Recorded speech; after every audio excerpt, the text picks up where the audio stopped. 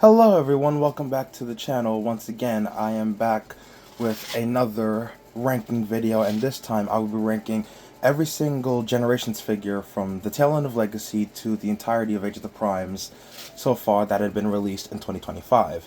And with the end of Legacy and beginning of Age of the Primes, we got some really great figures.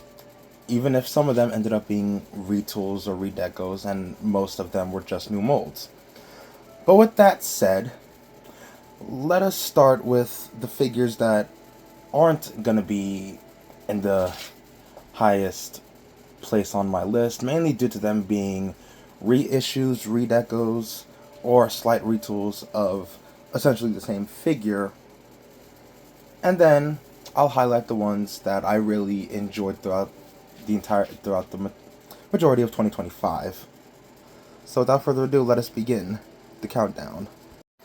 Kicking off the list with what essentially doubles as honorable mentions goes to the, well, pretty much reissues and redecos and retools that had come out during Legacy and Age of the Primes. The Age of the Primes reissue of Legacy Crasher, the Legacy United reissue of the hard-to-find exclusive Velocitron Legacy Cosmos, the Legacy United reissue of the Buzzworthy Bumblebee Origin Bumblebee, the Legacy United release of Earthrise Ramjet, Legacy United Overcharge, and Legacy United Galaxy Shuttle, who is essentially the same like Crasher and Cosmos, a reissue of the previously hard-to-find exclusive Galaxy Shuttle figure. They're all tied at this bottom spot because, again, they're all just reissues, redecos, retools of previous figures, especially if they were hard to find, which explains why Hasbro reissued them and put them out in 2025 as such. So there's not much to write home about. Cosmos is, my favorite of the bunch because I've been wanting a proper Cosmos figure for years since I had the Titans Return Legends class figure, which was fine, but this is a much better figure. The the yellow and green colors are on point, blaster is on point, details, head sculpt, articulation, like everything's on point with this figure. Crasher, as expected, was a retool of the Kingdom version of Mirage. Bumblebee, this Bumblebee was a good figure, especially if you had gotten the Origin Jazz and Wheeljack that were previously targeted exclusives during Legacy. Ramjet is what you expected if you didn't get that hard-to-find 2-pack during Earthrise, which we all know the reason why. Overcharge is basically the same as Blitzwing, just, done in green and gray with, a new blue head sculpt and a different face and visor. Galaxy Shuttle, unfortunately, compared to the other Victory characters that Hasbro had done in HasLab, is just an Astro Train redeco with, a new head based on his appearance in the Victory anime. So with that said, they're all good figures, but, if there is one I can recommend, it's really just Cosmos if you missed out on the original release. But, yeah. Overcharge is what you expect, same with Galaxy Shuttle, so there's not much to write home about. And again, articulation for all of them is on point except for Ramjet, because unfortunately he's still using that outdated mold. But with that said, the list has only begun. Stunting his way onto spot number 26, and obviously being my least favorite of the releases of 2025, goes to the G2 redeco of Breakdown. Now, I only got this breakdown because I had missed out on the original G1 version that was released during Legacy Evolution, as he was the last member needed to complete Menasor. And because he's my stand-in for the G1 colored breakdown, by default my Menasor is complete, but not really, because he, along with the G2 colors Drag Strip or Shadow Strip and Dead End, both of which were released during Legacy as exclusives, means Hasbro has in mind for a G2 Menasor. Whether or not we will get a G2 Wild Rider and Motormaster to do that redeco of Menasor remains to be seen, but as Breakdown stands, being, the same figure as the one we had already gotten, and still being a retool of Wild Rider, there's, he does fall short as a result. The purple and blue paint is nothing to write about, as, again, it is based on those G2 colors. Articulation is, what you'd expect from Standard Deluxe with the waist and ankles. Nothing at the wrist, though. So, yeah, again, not much to write home about, the G2 redeco of Breakdown. If you missed out on the original, then I get this as a stand-in. Racing onto spot 25 goes to the Age of the Primes Deluxe Class Walmart exclusive Excellion. Now he, along with another figure who's going to be way high up on the list, because that figure was a new mold, I didn't find him at any of my Walmarts, as I had to wait until TFCon Chicago to secure him. But with that said, he's what you expect. He's a hot rod colored redeco of the previous Cybertron Hot Shot that we had gotten during Legacy United in 2024. So therefore, him being a redeco means, he doesn't rank highly compared to the other figures, but considering Hot Shot was a really good figure, especially as an update of his Cybertron design, he is basically the original redeco release with, modern articulation and, essentially Hot Shot in Hot Rod colors. So there's not much to write about with Excellion here. If you have Hot Shot, you know what you're getting, but he only ranks at number 25 because he is the same as the previous Hot Shot. So, yeah. Wrecking and destroying their way onto spot 24 goes to the Amazon exclusive Age of the Primes 2-pack of Top Spin in his Diaclone colors and Spinister in his Marvel Comics colors. Now, obviously, with Spinister being based on his Marvel Comics colors, there are differences to him and the previous Siege release that is based on his normal G1 colors. Now, truth be told, I did get this set for Spinister because I missed out on the original Siege release of Spinister. But Topspin is a decent figure for what was a Titan's Return figure. But seeing as Topspin has not gotten a new figure since Titan's Return, this is going to have to do in terms of an updated G1 Topspin. But as they both stand, they are both great figures. Now, if it wasn't obvious, these two, one of them being Spinister's actual Target Master and the other one intended for another Decepticon, obviously these are the Battle Masters that came with the Amazon exclusive Siege Skywarp, which I had also managed to get my hands on during 2025. As I gave my actual, I did put aside the actual Target Masters that came with Spinister and gave them to Needle Nose, because my copy of Needle Nose I didn't have the Target Masters for. But with that said, that aside, again, they are redecos of, their previous Siege or Titan's Return counterparts. So, yeah, not Topspin. Spinister is, the highlight, considering, again, this was a really good figure, this is a really good mold, and if you had missed out on the previous Spinister, this one is a good alternative, even if you have to pay to get another figure that, you may or may not want or care for. And, he does complete your double Target Masters if you did get Legacy Quake and Needle Nose. So, yeah, there's not much to write home about. Articulation, especially for Spinister. I don't know how I'm getting too confused. I really love Spinister. I feel like, if not for Topspin, he would have just been on this list by himself. But, Topspin kind of gets an honorable mention regardless, as they are part of a set. So, yeah, there's really not much else I can say here. Great articulation, great paint, great sculpt work. He does what he needs to do, especially with the head transformation into his helicopter mode, transformation into his vehicle mode. I think the one drawback that is obvious is the fact that, he has the Headmaster gimmick, because Topspin is not a Headmaster, so again, there's that, but as they both stand, they are really great figures, and again, if you missed out on Spinister from Siege, here's your alternative. Stinging his way into spot 23, and this was a really difficult spot between him and the figure that took the number 22 spot, as he was going to be number 22 originally until I realized, oh, I got this figure. It goes to Age of the Prime's Deluxe Wasp, or as he's called on the box, Fugitive Waspinator. Now, obviously, he's only called Fugitive Waspinator because, one, Waspinator is the name of the character later in Transformers Animated, and Waspinator is the character Wasp was based on, hence, the obvious green colors.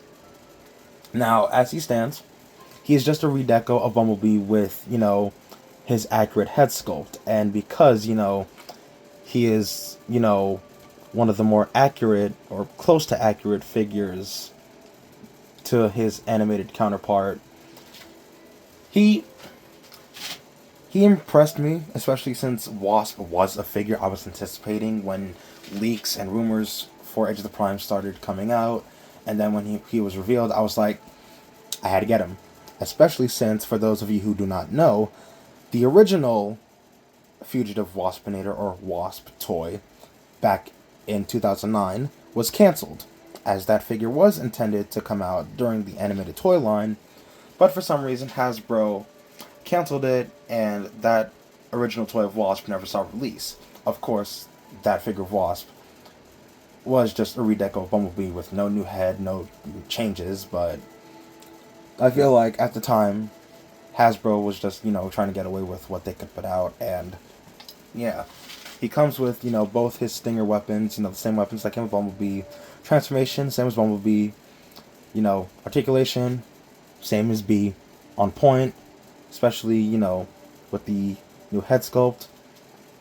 So with that said, if you can still find him in stores, get him, because he is a good figure. If you missed out on Bumblebee, well, Wasp is your go-to then, because I don't really see anyone still wanting that Bumblebee now, with Wasp being out.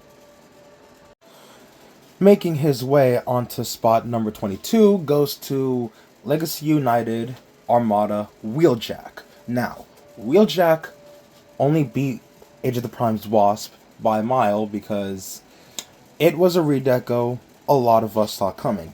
I meant to say retool, because he has his cartoon-accurate face to both the original toy and his appearance in the Armada anime, his two melee weapons, his, now accurate chest piece with the slash above his Autobot symbol and the miniature Decepticon symbol on the back. He does, retain the cannon that came with the Sideswipe and Red Alert figures prior, but, the black, the white, and the blue stripes, and the gold, weapons. Yeah, he manages to be, as accurate as possible to his Armada design. So, and if you're a fan of Transformers Armada, then this is definitely one worth picking up, if, you can still find him anywhere, as I was lucky enough to find him when I did. But seeing as, this is just a retool of a previous figure, I don't think there's going to be a lot of fans clamoring for them. Especially if you're not a fan of Transformers Armada. If you are a fan of Armada and you like this version of Wheeljack, then he does what he needs to do.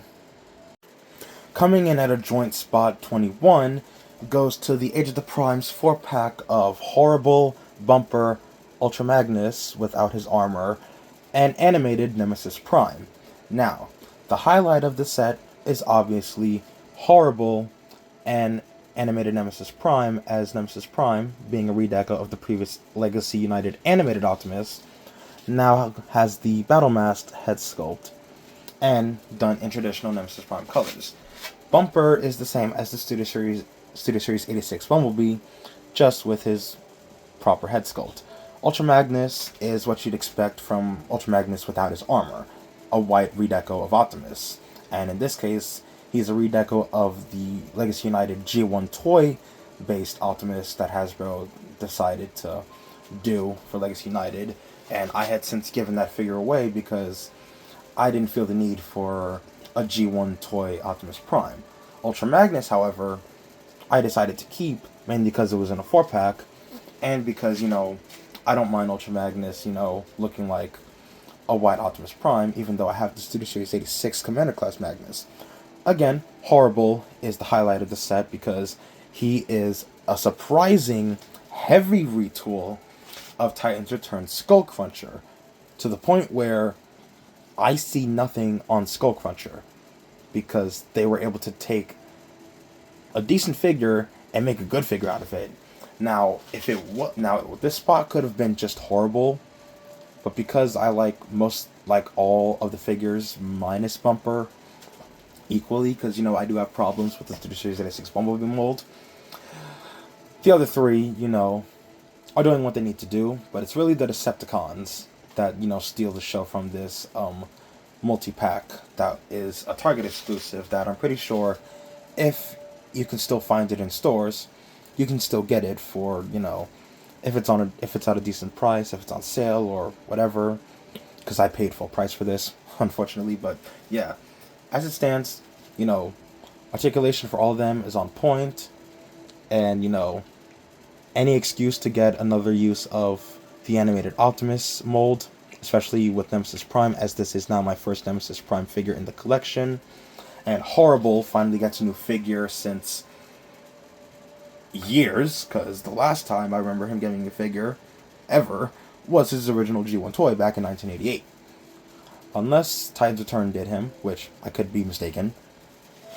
But yeah, if you don't have this set, I would go out and get it, especially if you want, another Decepticon Headmaster, because Hasbro did Fangry and Squeeze Play, and if you want another Nemesis Prime.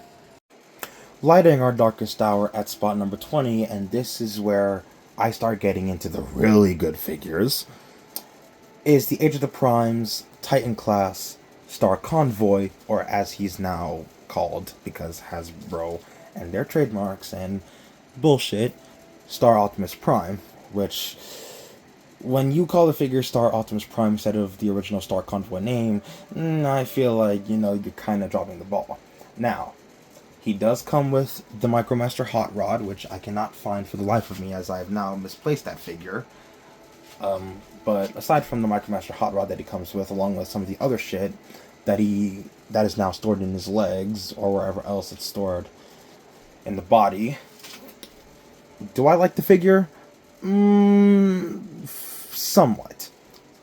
I have problems with him, considering he's a much smaller Titan, but considering I paid, normal Titan class price for a smaller Titan, don't ask how, don't ask why, I just did. He does leave a lot to be desired, despite the fact that, he's a good Titan figure, and is essentially Hasbro's stand-in for the 13th Prime, which, I'm going to be honest, I have never been a big fan of Optimus being the 13th Prime. But in this case, this is where, they kind of get a pass, because Hasbro can't seem to use any other Primes from throughout the Transformers brand's history, because there are other Primes that would make more sense to be the 13th that isn't Optimus. But I digress. Transformation into the vehicle mode and the very weird base mode is fine. Like I don't mind the transformation. I don't hate it. It's not something I would, I've gone back to do, because, I don't usually transform my Titan class figures like that, unless the Titan is a figure I really like Legacy Tidal Wave, or Earthrise G1 Scorponok. Those two, I enjoy transforming, but, I don't really go back to transforming like that, because they're really big figures, and Titans are big figures. But I digress, paint, sculpt, details, his blaster cannon, along with, I believe he comes with the Zodiac that's in his chest, and some of the blast effects that I had since put away because, I didn't really have a place to store them, as they are currently sitting on a shelf. But as it stands, and, he comes with a Micromaster Hot Rod, which is not shown in this video because I cannot seem to find him for the life of me. But to those who own the figure, it's what you expect as a modern update of Star Convoy, or Star Optimus Prime, which, again, I'm not a fan of the renaming convention. But yeah, overall, he is what he is. Coming in at a joint spot number 19 goes to another multi-pack, and in this case, it's the 2-pack with Iron Fist and Carnivac that were released as part of the Amazon exclusive Wreck and Doom collection for Age of the Primes. Now, this set beats out all the other sets and Star Convoy because, one, Iron Fist was an update that was a long time coming, and Carnivac hadn't gotten a new figure in forever. Now, unfortunately, he is just based on his main robot mode, which, to be fair, that really is his main robot mode because his beast mode is what's expected, as he doesn't come with the shell for the beast mode. As for those of you who do not know, Carnivac is a pretender beast. So instead of having a pretender shell for the robot mode, he's supposed to have a pretender shell for his beast mode. And Iron Fist is a good retool of the Siege slash Legacy, or now City Series 86 Hound mold, which is still one of the best War for Cybertron Trilogy Deluxes thus far, and one of the best Generations figures since then. And this figure takes essentially all the good about the original G1 Iron Fist toy and giving him, you know, his IDW based colors with the goldish yellow, gray, and blue.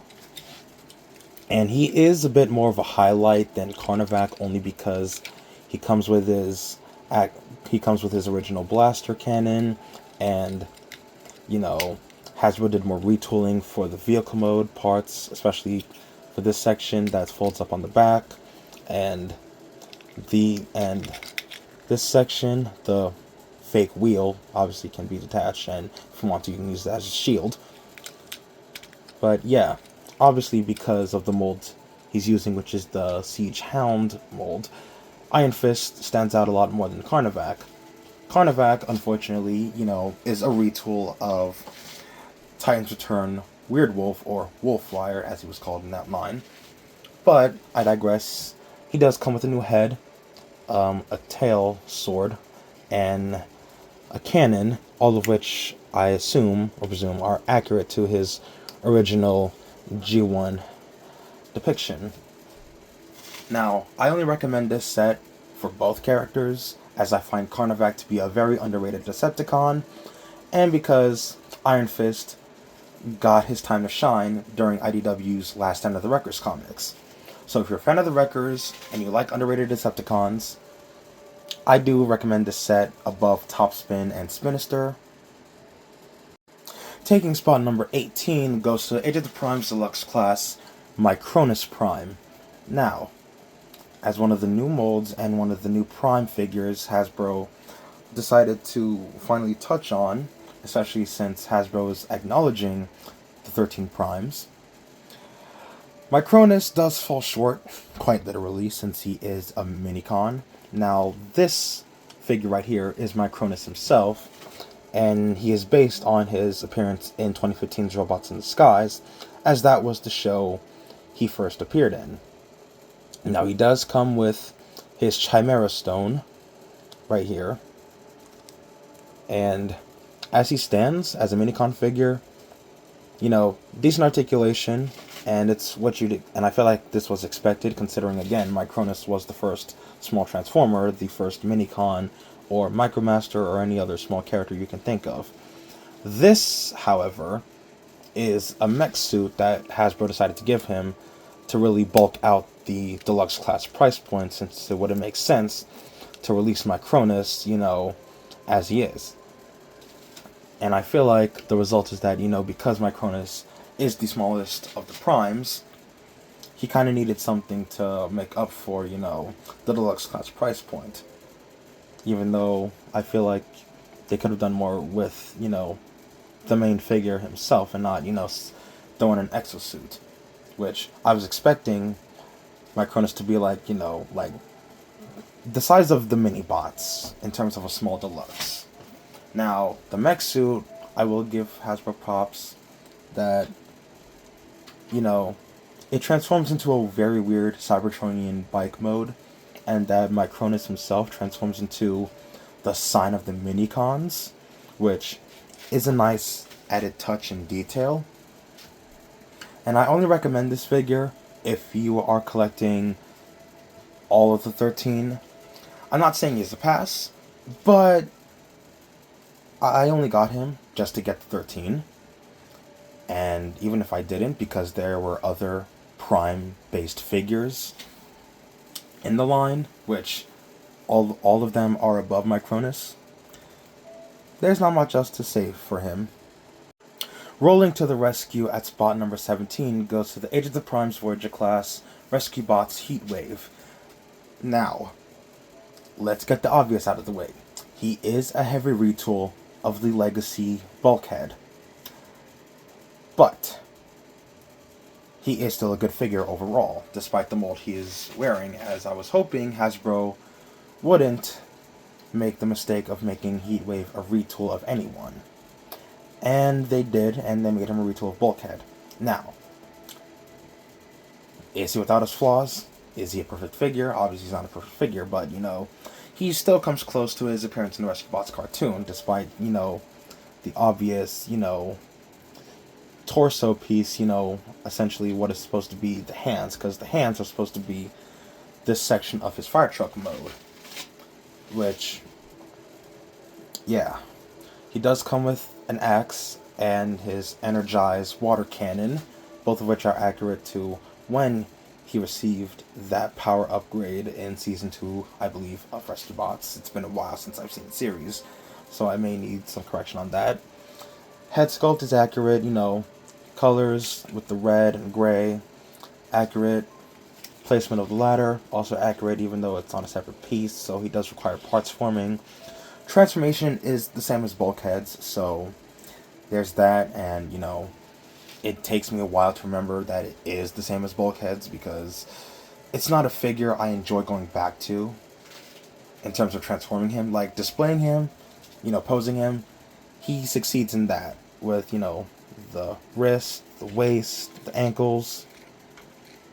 He does what he needs to do, especially as an update on Heatwave, and for those of you who got the Rescue Bot Chase during Legacy United, this was expected.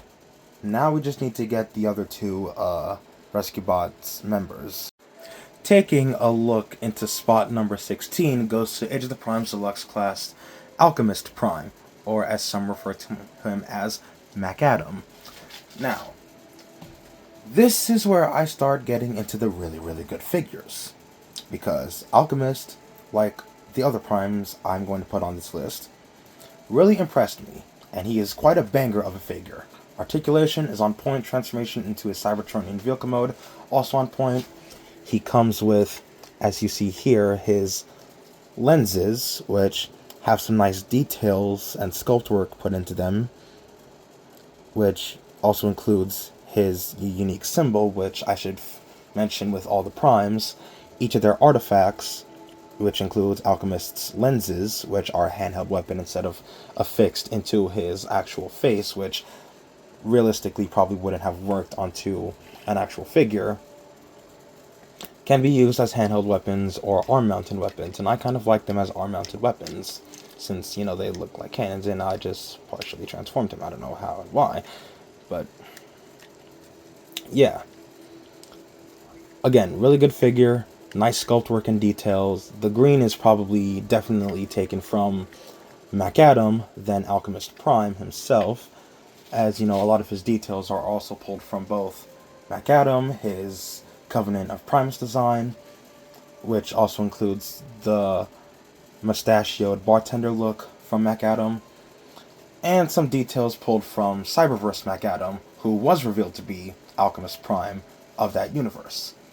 And you would think, because MacAdam was Alchemist Prime in Cyberverse, they would pull more of Cyberverse Alchemist, or, Covenant of Primus aligned Alchemist for this figure.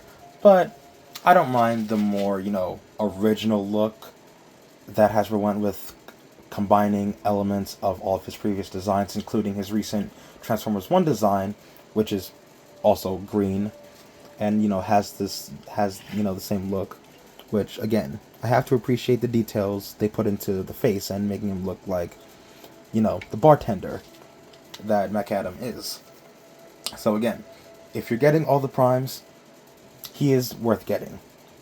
but as he stands, he is a really good figure on his own without the other 13. Taking spot number 15, and this is where I said we really get into the highlight figures, the really, really, really great figures, goes to the Transformers Generations Retro Line Deluxe Sea Spray.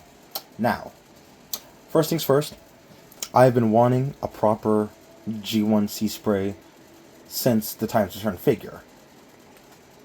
And seeing as this is based on his appearance in the cartoon, but with, his head sculpt based on his original G1 toy, hence the black visor, and there's no blue eyes, which Hasbro is likely going to do a more G1 cartoon accurate version down the line, which is going to kind of make this release redundant and pointless, which that Sea Spray eventually is going to have to be it's probably going to either be a mainline release or an exclusive like this one.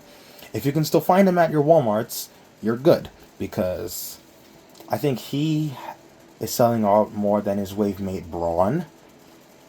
But with that set aside, he's a really good update of the original design, and, considering it's a lot more toy accurate, has the black visor instead of, the cartoon accurate blue eyes. Transformation is on point, details, the yellow and blue on point.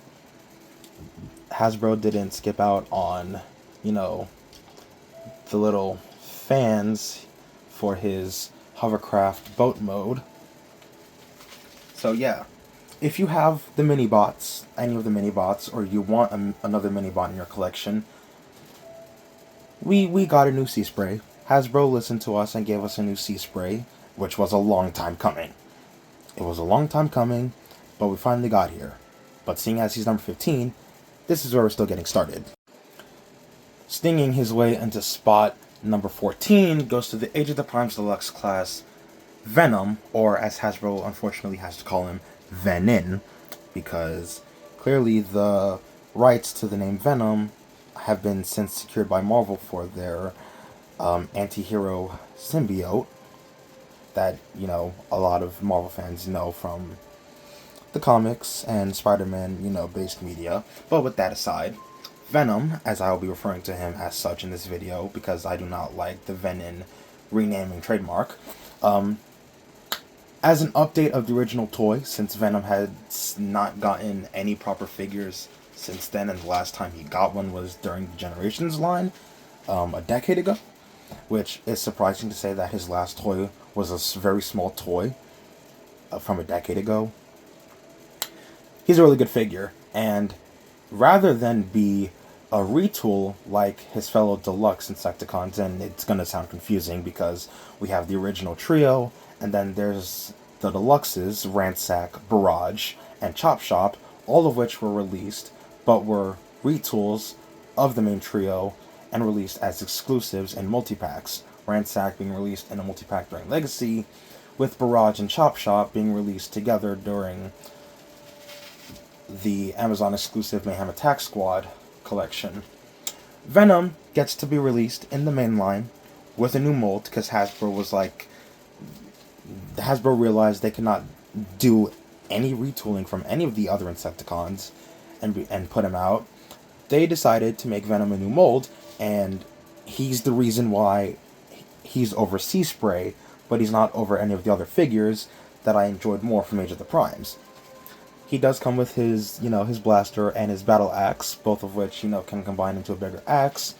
The transformation is simple but intuitive. The articulation is, really good, especially considering the type of deluxe that he is. He does have light piping in his visor and bug eyes that are on the side of his head. And the insect mode is as detailed as, the original toy and G1 design. So yeah, if you're really after another Insecticon, or you want all of the deluxe Insecticons, which I would suggest tracking down now, he does what he needs to do. He's a really good figure, especially if you want, another Insecticon to add to the collection. Flying in at a joint spot number 13 goes to the deluxe class Age of the Primes Slingshot and Fireflight. Now, the only reason why these two are tied, as opposed to me putting one above the other, is because Hasbro unfortunately made them share a same mold due to them being the arms of Superion, who I will touch on later in the list, as Superion himself will be a lot higher than the individual aerial bots, who I will be touching in these next couple of entries. Now, as they stand, both Slingshot and Fireflight achieve what they need to do, though Fireflight here kind of ends up being less accurate to his appearance in the cartoon due to him having to share a mold with Slingshot, because Slingshot is accurate to his appearance in the cartoon, comes with both of his blasters, which due to the pegs I can't really fit into his hands, but to be fair, they look better as arm cannons anyway, whereas Fireflight doesn't have the same issues as my copy to where he can actually hold them or have them as arm-mounted cannons. And the inaccuracies of Fireflight is that his wings end up on his legs instead of his back, because if you look at his cartoon model, the wings on Fireflight are supposed to be on his back and not on his legs, and that's due to the transformation. Now, both of them are mostly accurate. Fireflight is mostly accurate, with Slingshot obviously being more accurate because, you know, he was the first user of the mold, and Hasbro decided to not, they decided to be cheap and not give Fireflight his own unique mold. But that said, the result is that Firefly also has to share the same weapons as Slingshot, which, again, is the reason why he's tied with Slingshot. So despite the retooling, they're both good figures and are only necessary if you're getting all the aerial bots and Superion. Flying in at a joint spot number 12 goes to the Deluxe Class Age of the Primes, Air Raid, and Skydive. Now, as mentioned previously with Fireflight and Slingshot, they're in the same spot because they are sharing the same mold. And because Air Raid came first, that means Skydive kind of had to be at the short end of the stick. However, unlike Fireflight, Hasbro managed to put more effort into Skydive with both, not just his accurate head and weapons, because Skydive actually gets to have different weapons compared to Air Raid, and they're not sharing the same blaster weapons. He gets to have as much accurate coloring and the Autobot insignias where they are placed on, where they need to be, along with the fact that, like Fireflight and Slingshot, which I should mention, Hasbro took the time to retool their legs as well, because whereas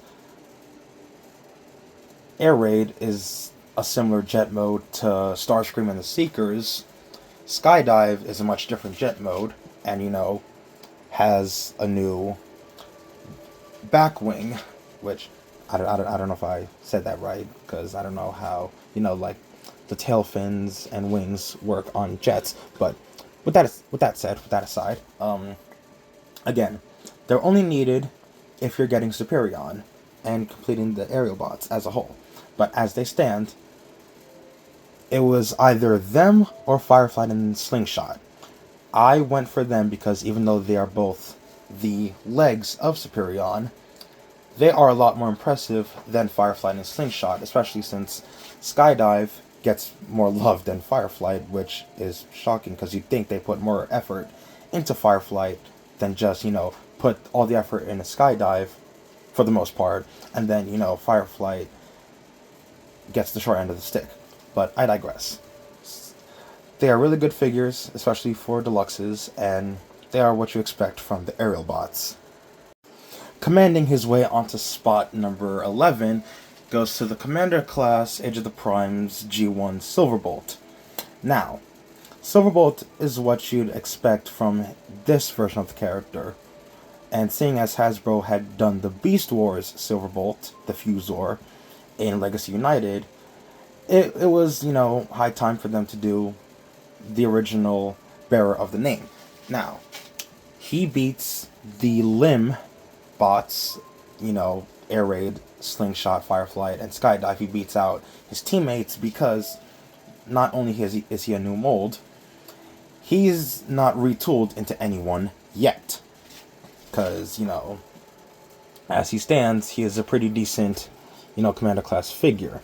though unlike Motormaster, he does unfortunately fall short due to him having all the parts of Superion, which are not shown here for the reasons that I will showcase when I put Superion on the list. Silverbolt, as he stands, he's a good, Voyager-sized figure released at Commander Class price point. Unfortunately, despite having, good articulation, he is missing the wrist joint, which I feel like Hasbro should have figured out a way to engineer since they figured it out on Motormaster and the other Commander Class figures. But I digress. Comes with his accurate cannon, details and the colors with the red and the grays and the goldish yellow on point. Articulation as stated before on point. The transformation into his Concorde jet mode is simple but effective, and transforming him into the torso of Superion is it's what it is. So again, considering he's needed as the main unit of Superion, I do highly recommend him. But the ones that have taken the top 10 spots, this is where I need to sing my praises.